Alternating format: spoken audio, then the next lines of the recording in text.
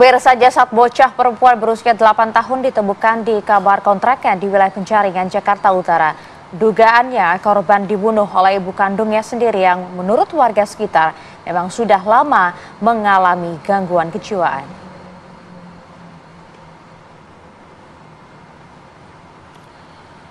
Terungkapnya penemuan jasad korban diawali dengan kecurigaan tetangga. Mereka mencium adanya bau tak sedap dari kamar korban. Minggu pagi, warga yang curiga mendatangi kamar tersebut dan betul saja menemukan bocah perempuan yang usianya 8 tahun sudah meninggal dunia. Jasad korban diduga sudah meninggal sejak 5 hari lalu. Warga lalu menangkap ibu korban dan menyerahkannya ke polisi. Saat ditanya di lokasi, memang ibu korban sedang dalam kondisi yang linglung, bahkan juga mengaku bahwa ia yang telah menghabisi nyawa anaknya sendiri. Menurut warga, ibu korban diketahui sudah lama mengalami gangguan kejiwaan dan selama ini pelaku dan anaknya memang hanya hidup berdua saja di kontrakan tersebut. Cukup miris ya bagaimana kemudian seorang ibu kandung yang tega menghabisi anaknya sendiri.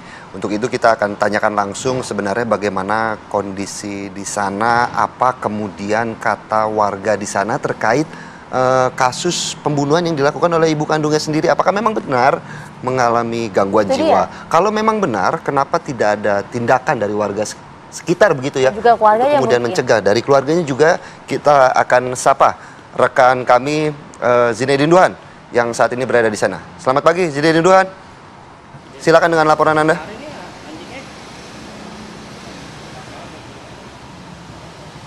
Ya, Philip, Maria, dan juga pemirsa, Anda kembali di Apa Kabar Indonesia Pagi on location bersama saya Zinedine Duhan.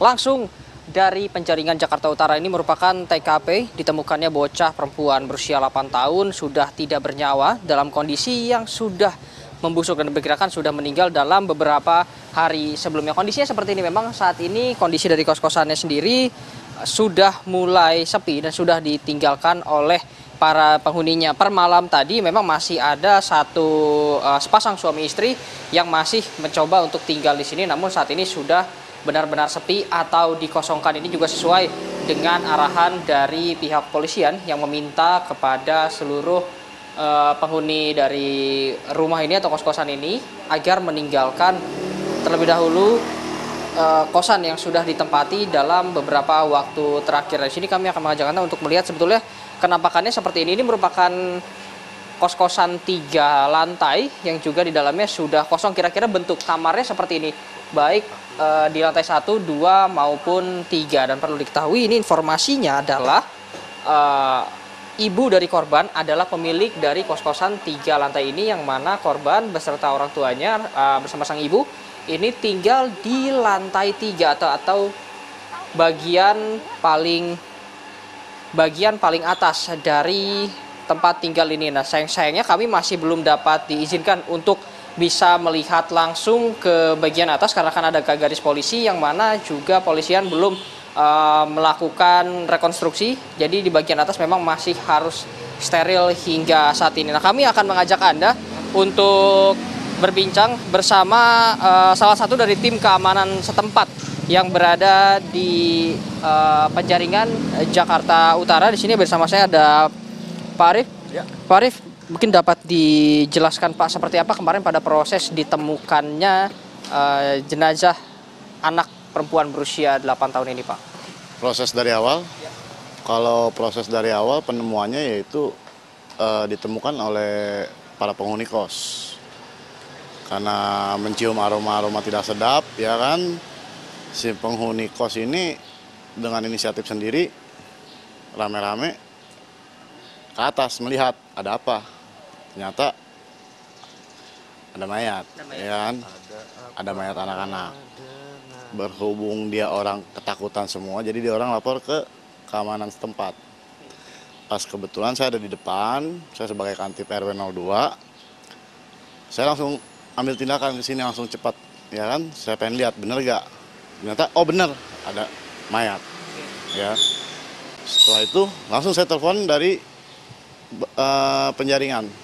Berhubung ini masih wilayah Penjaringan, saya telepon Bimas Penjaringan, saya telepon untuk cross check, datang ke sini. Setelah dicek sama Bimas kenyataannya benar, setelah difoto segala macam ya, langsung telepon dari orang Penjaringan. semuanya untuk melakukan identifikasi.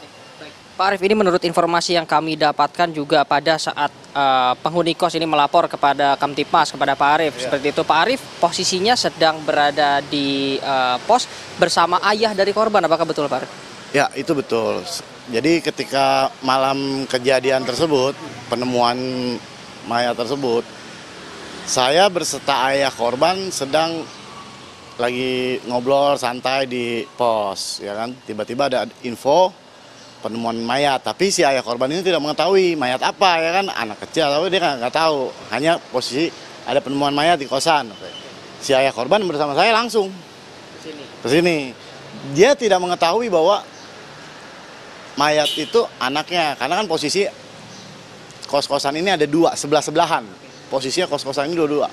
Ketika udah masuk ke akses ini, si ayah korban itu kayaknya udah merasa kayak nggak terima gitu. Pasti dia. Oke, baik. Kalau tadi mengenai ayah korban, nah kalau mengenai ibu korban ini ada yang menyebutkan bahwa mengalami gangguan kejiwaan. Nah itu seperti itu dari Pak Arief sendiri mungkin melihatnya seperti apa? Apakah memang sudah warga sini sudah mengetahui bahwa sang ibu memiliki gangguan kejiwaan, Pak? Kalau saya pribadi ya emang ada sedikit, ya kan, tapi itu masa lalu. Tapi ya kalau sekarang dia bisa kembali lagi, kan kita namanya manusia, kan kita nggak tahu namanya jiwa seperti itu, kan kita nggak tahu. Oke, baik, siap.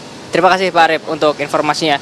Ya, Philip, Maria, dan juga pemirsa, itu dia memang informasi langsung dari Kamtipmas tempat yang menyebutkan bahwa kemarin ditemukan, bahkan pada saat penemukannya bersama dengan ayah kandung korban yang tidak mengetahui bahwa ternyata putrinya yang meninggal dunia. Bahwa dikonfirmasi juga bahwa sang ibu ini memiliki gangguan kejiwaan di masa lalu, namun untuk dekat-dekat ini memang tidak ada konfirmasi dari warga karena juga memang tidak terlalu dekat atau akrab dengan warga sekitar. Sekian Aki Pagi on location yang dapat saya sampaikan. Saya kembalikan ke studio.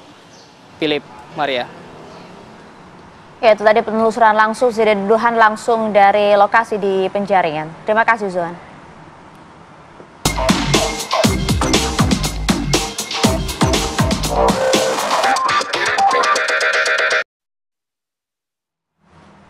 Pemirsa, belasan siswa SMA negeri di Kabupaten Lamongan, Jawa Timur ini keracunan usai menyantap makanan bergizi gratis. Sementara itu belasan siswa SMP dan aliyah di Garut, Jawa Barat juga mengeluh merasakan mual bahkan hingga muntah. Kami akan hadirkan informasi sesaat lagi.